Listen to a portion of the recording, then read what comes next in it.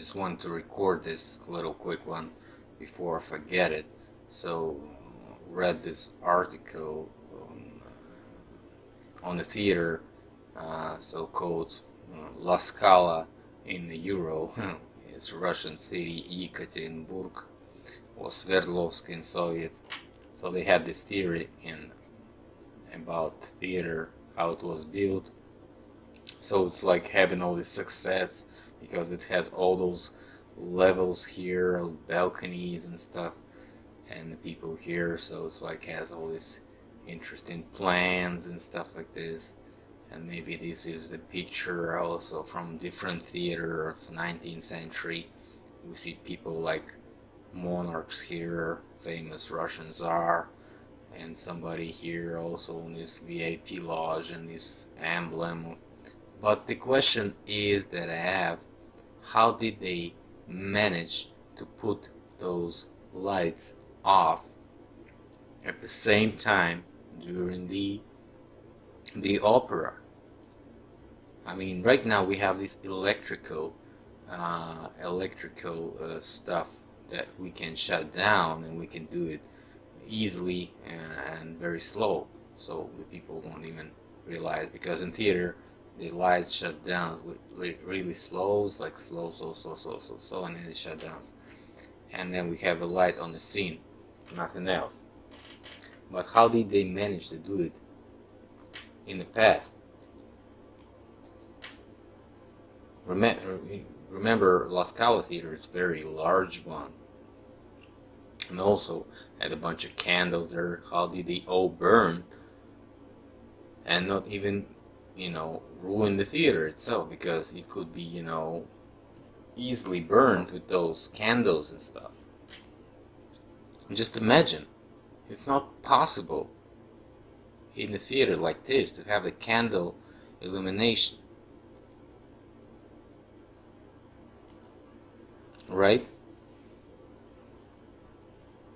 So these guys picturing those theaters with those candles, trying to bullshit us. Think about it.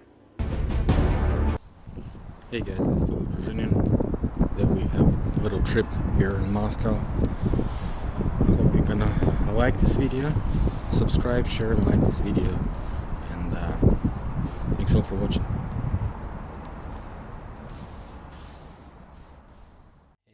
So right now we are exactly at the place where I was walking around, and so let's put the person here so we can see the panorama.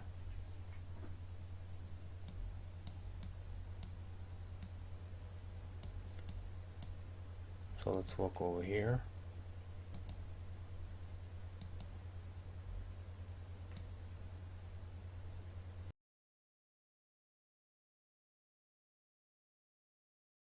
Here we see the Simenovsky monastery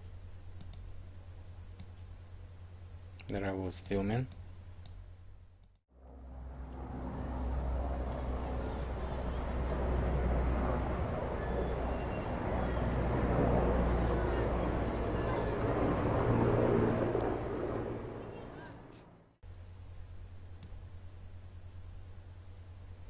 So what if I say that those towers were over here and over here? Let's check the plan of Moscow. This place in first plan of Moscow, that is 1732, the plan of Maximilian. You can see it's upside down, and we cannot just read right now. Oh, okay, plan one Moscow, as you can see here. So that place is over here, and nothing is pictured here. No monastery or anything in 1732. So the next one is Michurinsky plan of Moscow, 1739. Exactly the same place. And we see the Starfort. Only let's see, 7 years after that plan, and we see the Starfort over here.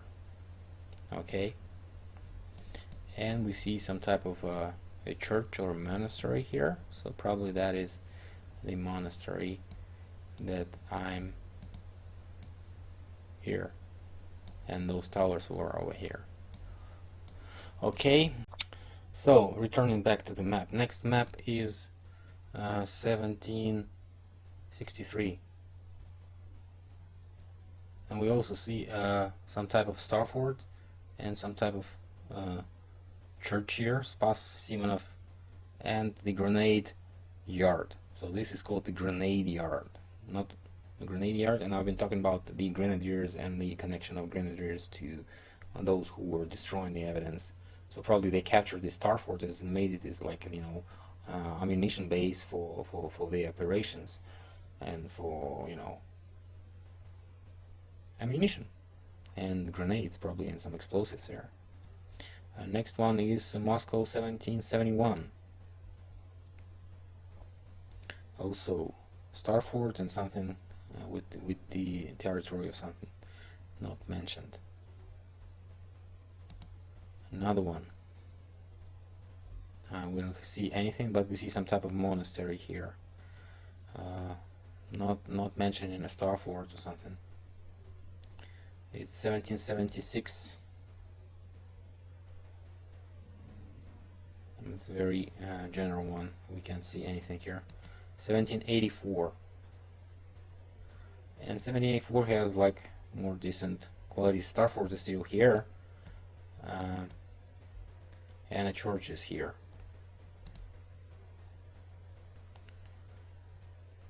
1787. Something like a monastery here. 1789. Starfort and some type of territory.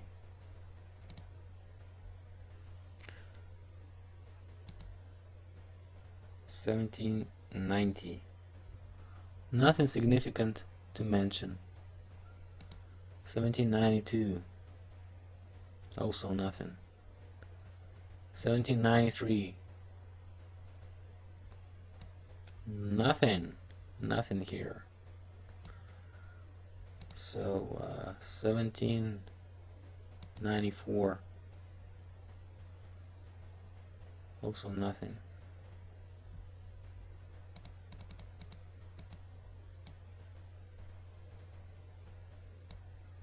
Nothing. Let's see more plan. The atlas is not working. Plans are better. Yeah, we see the Starfort still there. And so it goes up to the 19th century. Let's see, 1823. Starfort is still here as the ammunition warehouse. Okay. 1824. Fortress is still here. Monastery. 1880. 1836. Still here. 1843. 43.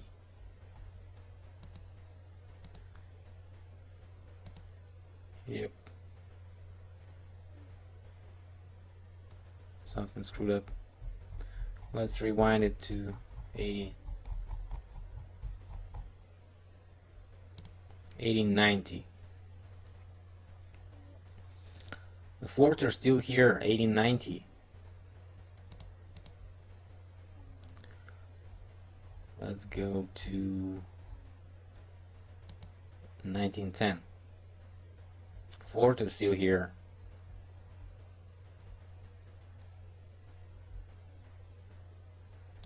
1960. 16. Still here. 1930. Nothing.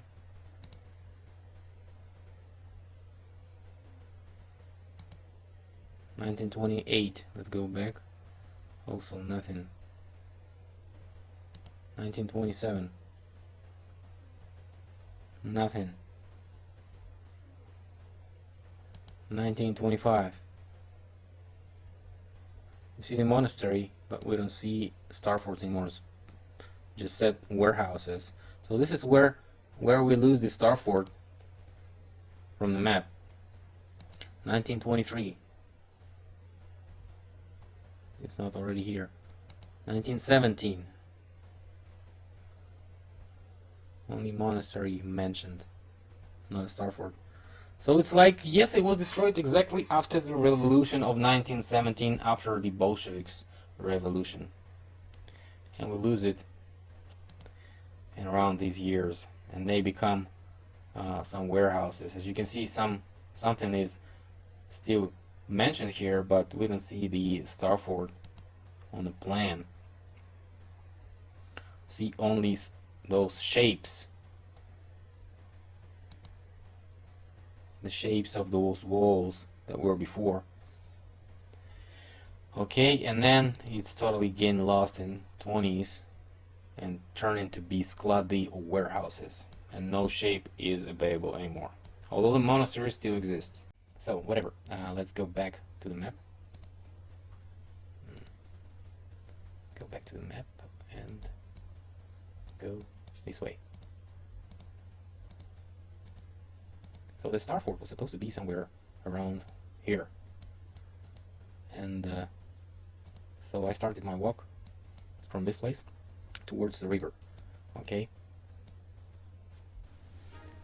so as you can see, near those taxis and two minivans, there's a slight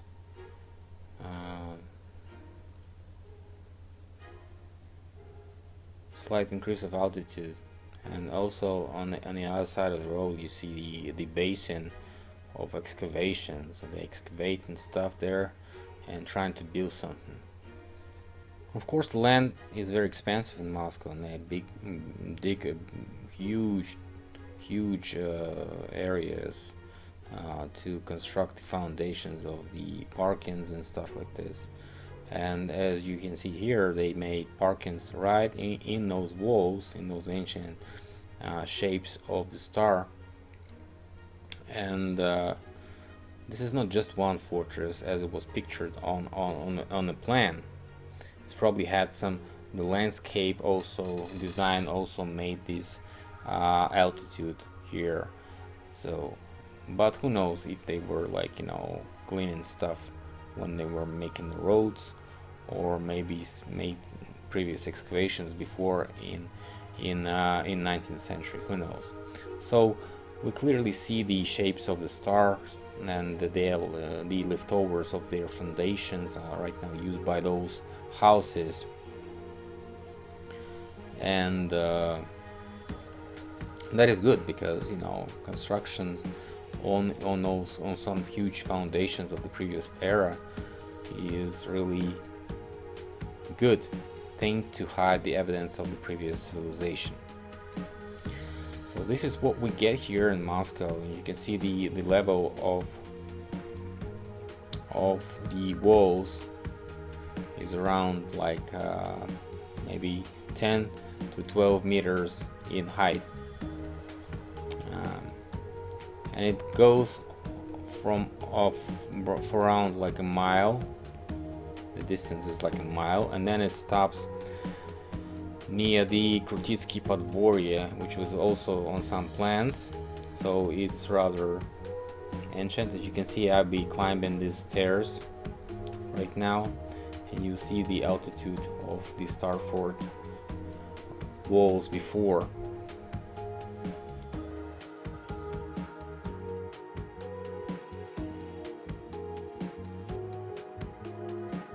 Here's the backyard of what's supposed to be Krutitsky Podvorye, and then I can see this trench and those kids playing there. So it's the land of excavation. Probably they excavated something here. As you can see, the remains of some construction here, or maybe some foundations. And they totally trashed it out and demolished the building.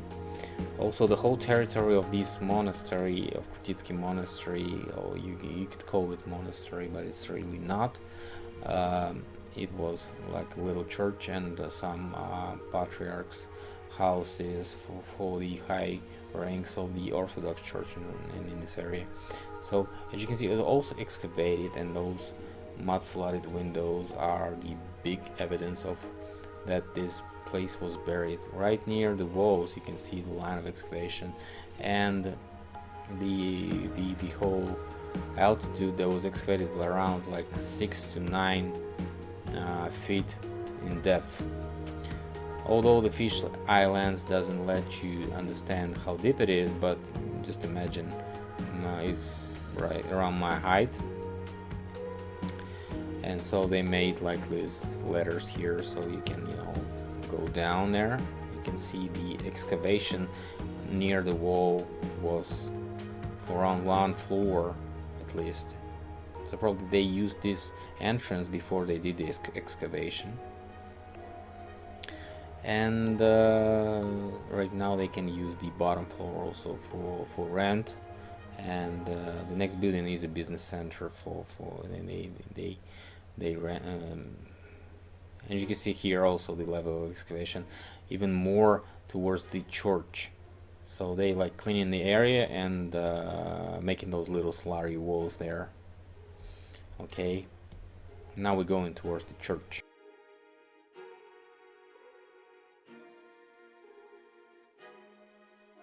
What can I say? I was pretty much disappointed because last time I was here it was looking a lot more better than it is right now, because everything is under reconstruction, and like the outer layer of the painting that was there is destroyed right now. You cannot see anything here from this side, but you can see it on the picture. I wouldn't say it's destroyed, it's probably renovated, but probably you cannot see the process. Сжав кулаки и сцепив зубы. За Родину, за правду, за нашу победу. И какие бы цитадели они там не снимали.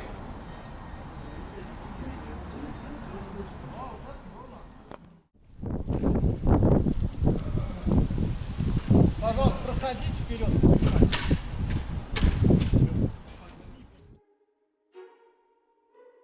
You probably ask what the hell was that? That was somebody filming a movie there now.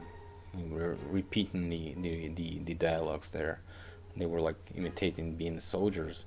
But anyways, as you can see, a bunch of mud-flood evidence on the other side of the Starfort location. As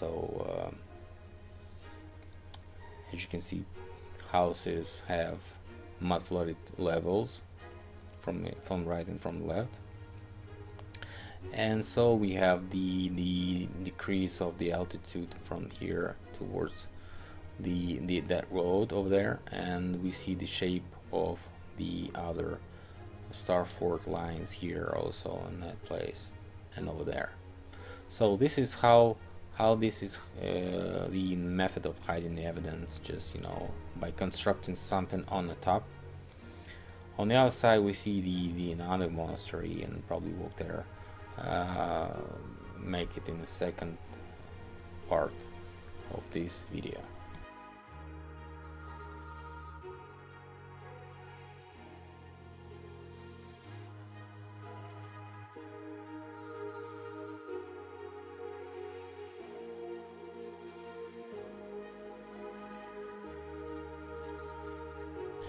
And here we have this another church with this bell tower, very huge one.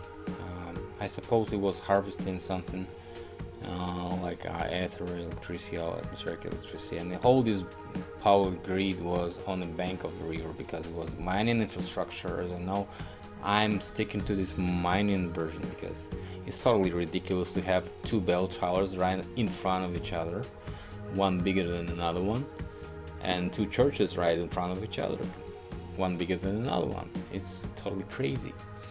Like having one major church and one backup church. I don't think it's really the explanation, but whatever.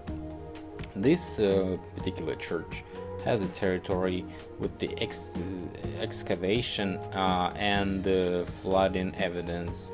So I was walking from the walls and watching those arches here on the walls where they have all those funeral stones graveyard stones on here, and you can see this entrance that was built.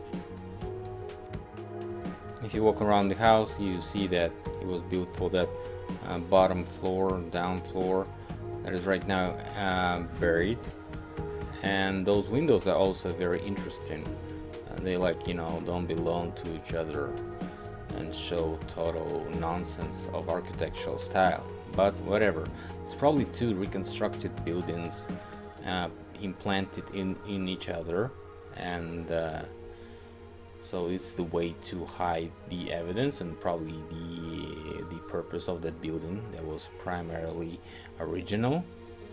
And as what I say, it's a power station, huge power station that was promoting energy all around the place.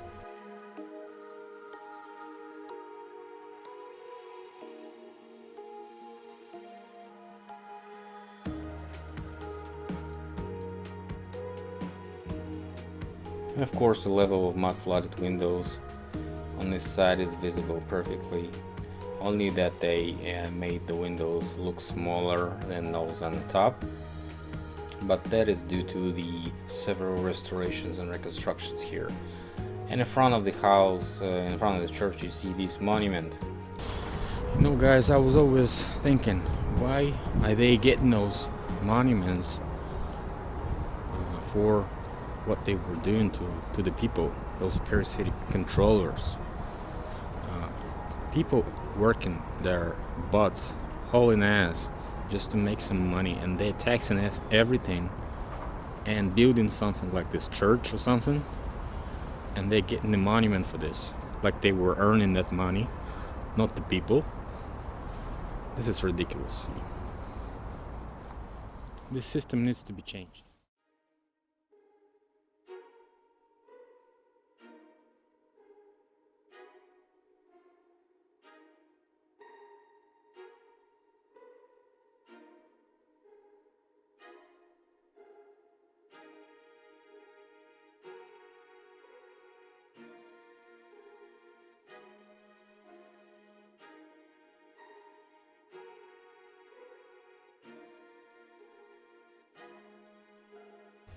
From front of the church, you see the graves of the patriarchs of this place, of the church leaders, and this portrait stuff.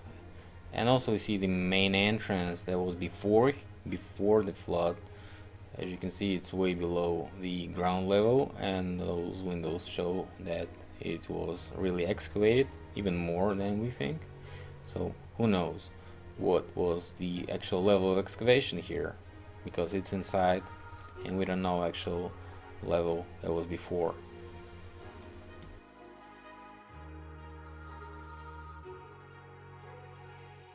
So-called last emperor, Nikolai II, who was supposedly murdered by the Bolsheviks after the revolution.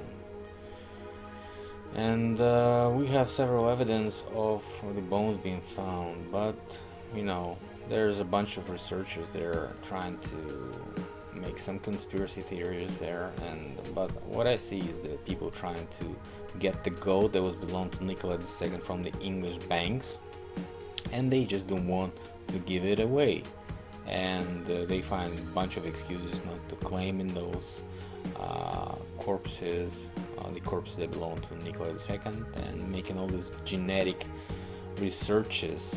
So it's very sick story. I'll probably make a video about it. If you write me in comments you want to know all the story, so about all those fake bones and those gold from the Tsar era. So as you can see, this bell tower is very big, very huge one. I'll tell you what, it's a pretty big one for the bell tower. Probably the biggest one in Moscow.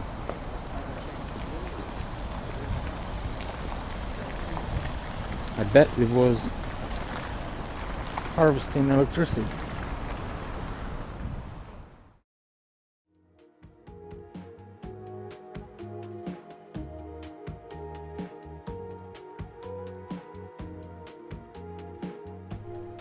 So this is how this walk ended, and so thanks a lot for walking with me, guys. And I saw your comments about the tours in Moscow. Well, probably if you come to Moscow, I'll walk you around for free. This is like technological windows. It ain't supposed to be like this. So maybe this was just a power plant. Guys, you can clearly see the level of excavation is around 6 feet.